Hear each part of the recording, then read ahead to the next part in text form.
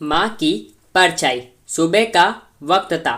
सूरज की लाल किरणें दिन की शुरुआत कर रही थी। हरे भरे पेड़ों पर पंछी मीठे सुर में गुनगुना रहे थे।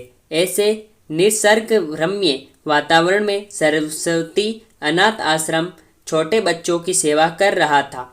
कभी कभार शायद माँ का प्यार भी कम पड़ जाए, लेकिन इस आश्रम में बच्चों को मिलने वाले प्यार में कभी कमी नहीं आती थी। सूरज की कोमल धूप में मात्र 15 से 16 वर्ष की साल की पीहू सूरज को एकटक निहार रही थी। तभी उतने में उसे एक ख्याल आया। सूरज जैसे जैसे ढलता जाता है, वैसे वैसे परछाई को पीछे छोड़ता जाता है और पीछे छूटी हताश परछाई फिर से उगते सूरज की राह देखते हुए रोती रहती है। इस विचार से पीहू का मन भर आया और उसे अपनी माँ की याद आई।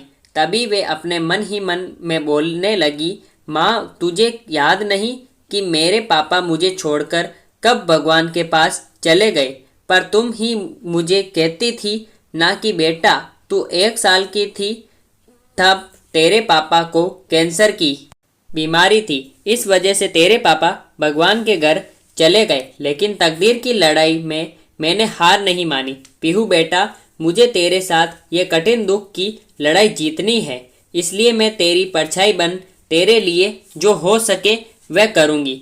वक्त आने पर मैं लोगों के गर्व के काम भी करूँगी, पर तुझे बहुत पढ़ाऊँगी, तुझे बड़ा बनाऊँगी। मैं तेरे पापा के सपने को वास्तव में लाऊँगी। तेरे पापा की बहुत इच्छा थी कि हमारी छोटी सी पीहू बड़ी होकर पायलट बने, लेकिन ज़िंदगी में ऊंचा उड़ने के लिए तेरे पापा से तेरे पंखों को मिलने वाली ताकत तेरे पापा के जाने से टूट गई।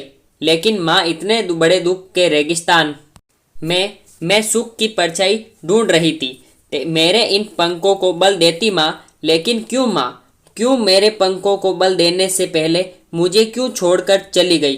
पापा की तो पितृ छाया मुझे ना मिल सकी, पर तू तो मेरी परछाई बनकर जी रही थी। फिर क्यों तू भी मुझे छोड़कर चली गई?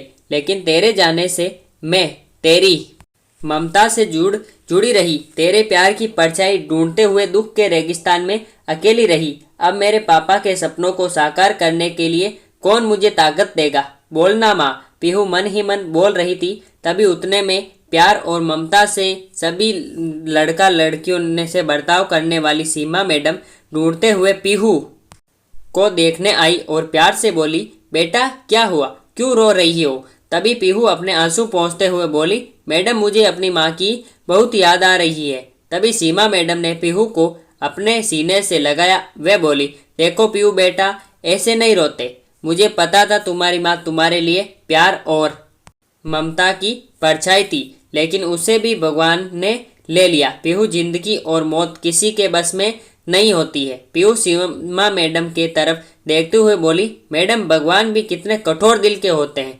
जब मैं छोटी थी तब मेरे पापा कैंसर की बीमारी से चले गए और अभी कोरोना के काल मेरी माँ की बेस्ट फ्रेंड रमा आंटी एक दिन के लिए हमारे घर आई। तभी माँ को कोरोना हो गया और मेरी माँ गुजर गई। वह मुझे छोड़कर चली गई। मेरे जीवन में परछाई बनकर रहने वाली मेरी माँ मुझे अब दिखाई ही नहीं देती। पीहू की यह अवस्था देखकर सीमा मैडम की आंखें भर आई। फिर भी सीमा मैडम पीहू को दुख भरे स्वर में बोली, ये देखो पीहू बेटा, जिस टाइम तेरे गांव के सरपंच ने तुम्हें इस आश्रम में लाया तब उन्होंने तुम्हारी जिंदगी की सब कर्म कहानी बताई। इसी कहानी कारण से मैं तुम्हें अकेले नहीं छोड़ती, लेकिन इसके आगे मैं तुम्हारी माँ बनकर, तुम्हारी परछाई बनकर जिंदगी जीना चाहती हूँ। ऐसे बोलकर सीमा मैडम ने पीहू को अपने बाहों में भर लिया और रोने लगी।